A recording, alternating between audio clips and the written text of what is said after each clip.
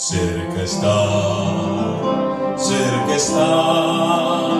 a las puertas mismas llega ya, viene presto, a las puertas llega ya, viene presto, a las puertas llega ya.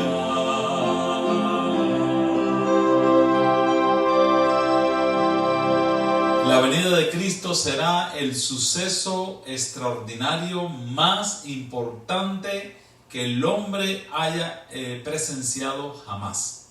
Los cielos se abrirán y en todo el mundo, en el mismo momento, estará la señal del Hijo del Hombre regresando en las nubes de los cielos.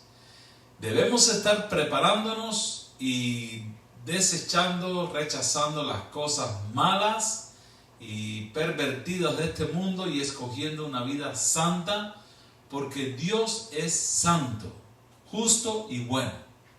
Solamente personas santas con caracteres santificados por el estudio de la Biblia y la oración permanente podrán vivir un día ante la presencia del Señor. Ni una sola mancha de pecado, ni un solo pensamiento sucio o corrupto va a quedar en la mente de los redimidos, porque voluntariamente ellos han hecho un pacto con sacrificio y han lavado sus ropas y las han emblanquecido en la sangre del Cordero.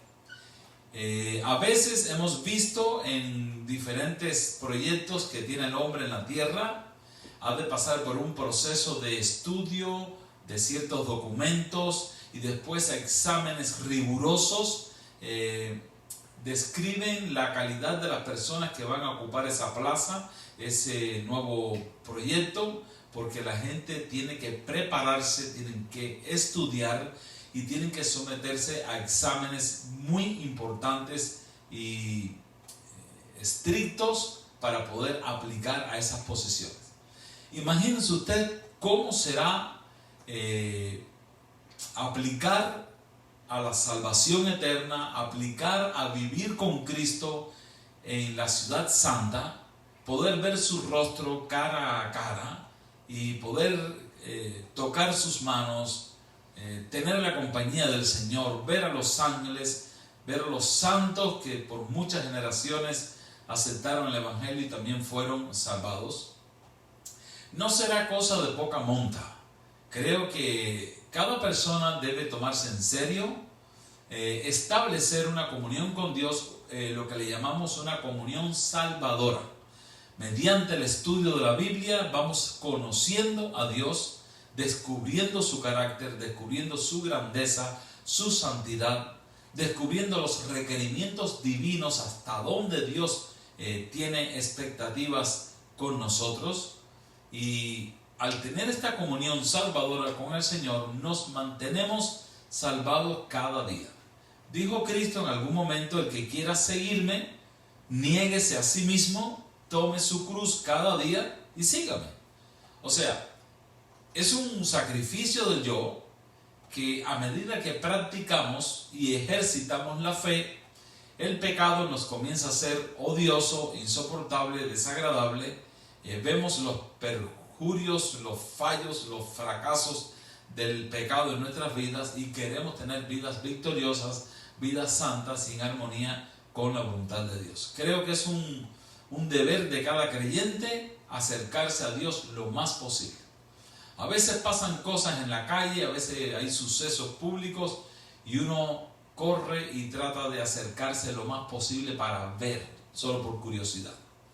En el caso de Dios debemos tratar de acercarnos lo más posible mediante la comunión con el Señor, la oración persistente, varias veces en el día, buscar el consejo de Dios en su palabra, y esto va a avivar nuestros corazones y nos va a poner a disfrutar de una atmósfera espiritual salvadora.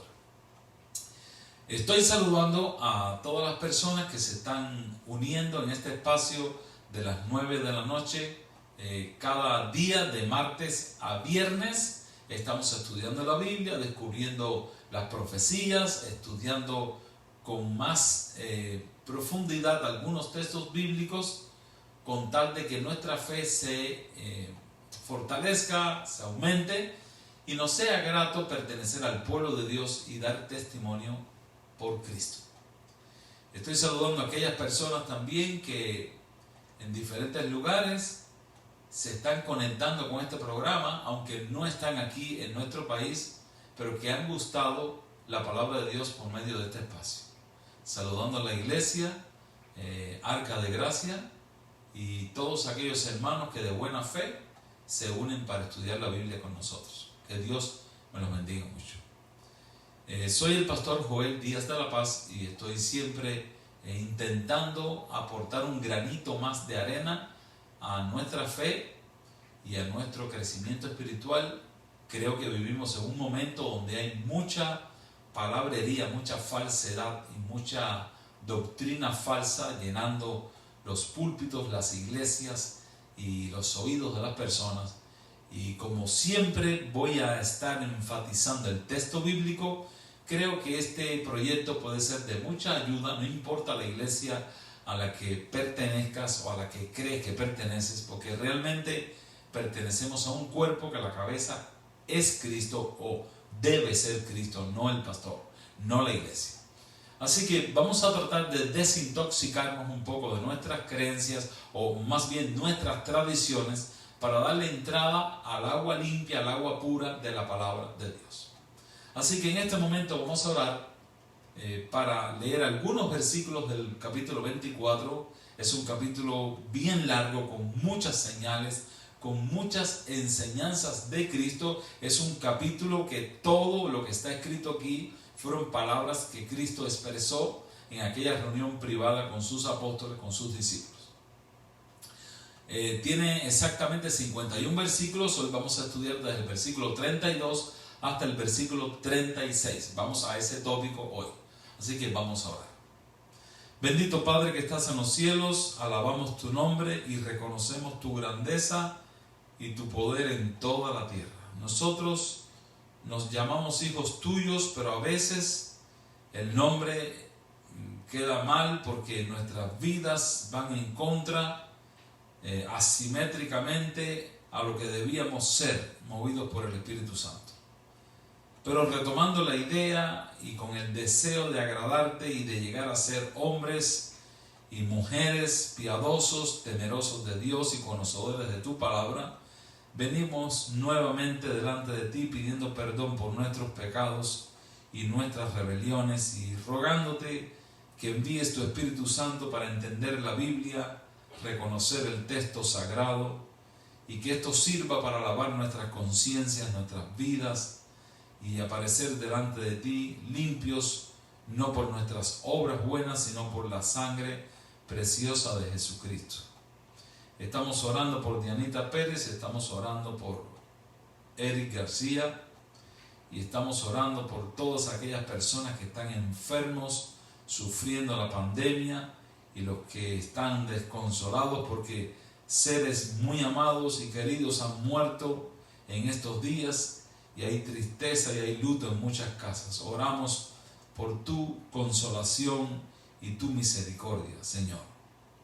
También acuérdate de nuestra iglesia y de nuestras familias que están peleando la batalla de la fe, que puedan definirse por Cristo todo el tiempo. Oramos por nuestros hijos que tanto nos preocupan. El enemigo siempre trata de esta nueva generación de creyentes que sea mediocre, que no tenga fuerza, que no tengan fe. Oramos por ellos para que tú les sostengas con tu misericordia y que ellos puedan prevalecer en los caminos de la justicia. Antes que se cierre la gracia, ellos puedan hacer pactos de fe contigo y de sacrificio. Oramos, Señor, por tu presencia en medio nuestro en esta hora y rogamos tu bendición en el nombre de Jesucristo. Amén y amén. Todo el capítulo 24 de San Mateo, igual que otras citas en paralelo que describe Marcos y Lucas están describiendo el preámbulo antes de la venida de Cristo. Este capítulo 24, como dije antes, es la respuesta de Cristo a aquella pregunta que hicieron los discípulos cuando le dijeron: dinos cuándo serán estas cosas y qué señales habrá de tu venida y del fin del siglo. Ellos están diciendo qué señales habrá de tu venida porque Cristo ya había enfatizado que el día y la hora nadie lo sabe. Aquí en este fragmento de hoy el Señor se lo repite, pero anteriormente ellos quizás querían saber el día y mucha gente quisiera saber qué día viene Cristo.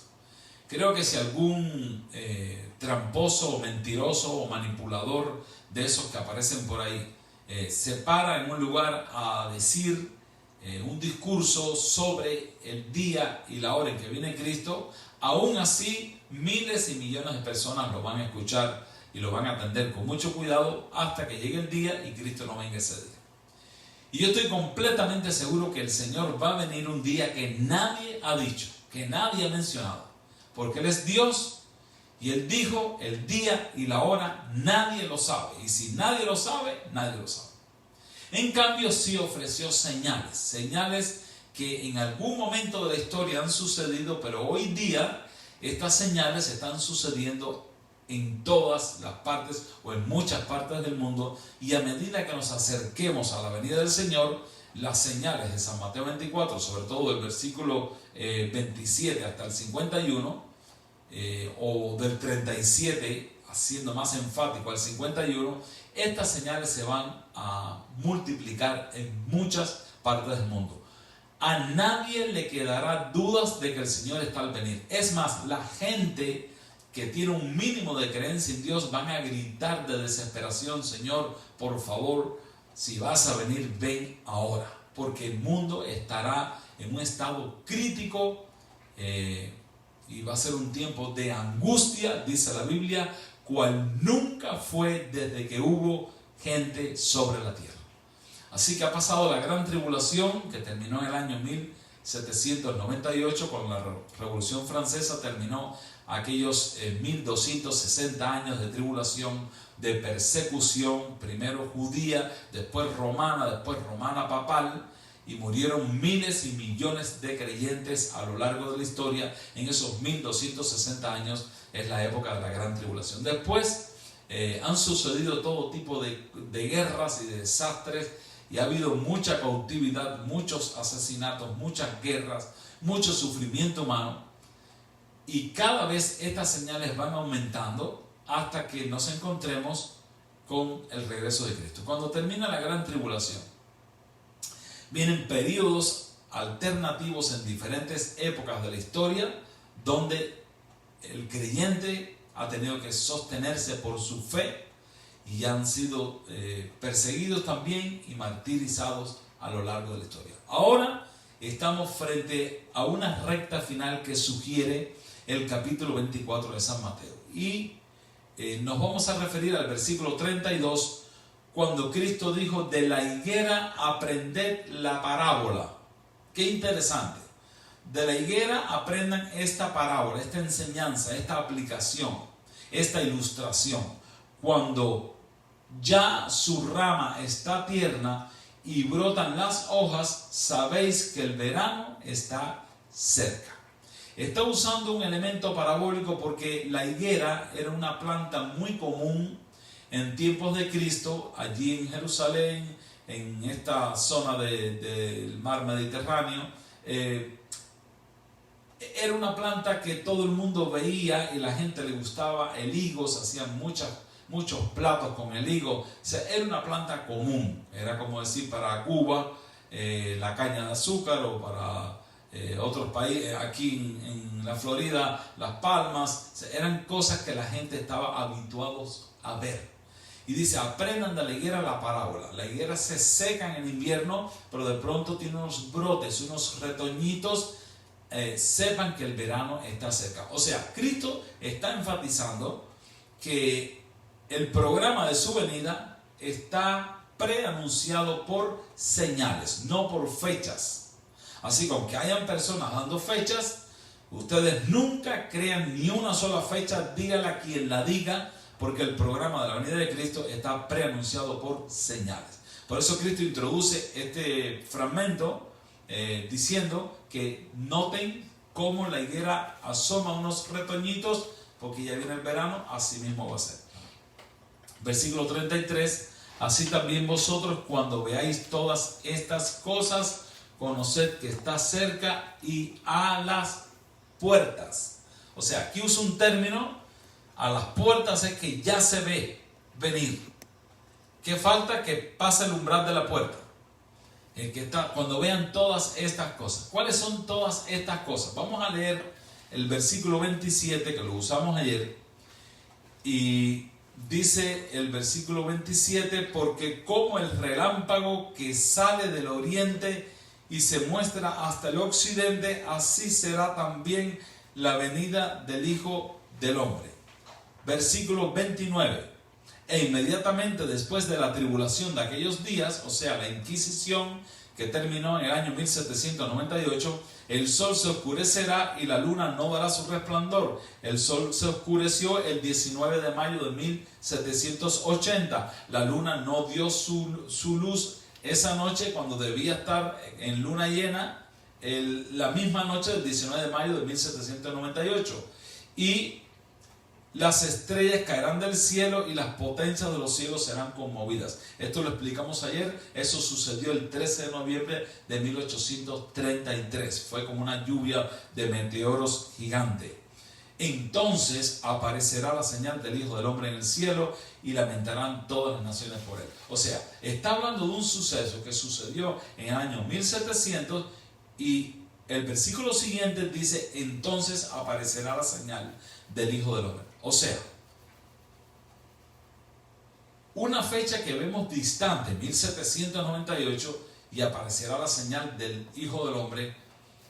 Este suceso y este otro tiene unos cuantos años por el medio, porque ya vamos por el 2020 y el Señor no ha regresado.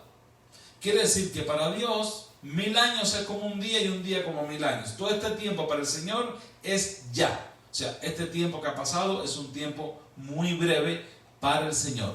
Pero en este tiempo vamos a ver otras señales que son las que está describiendo. Noten los brotes de la higuera, que ya el verano está cerca. O sea, siempre atendiendo las señales para que sepamos cuándo viene el Señor.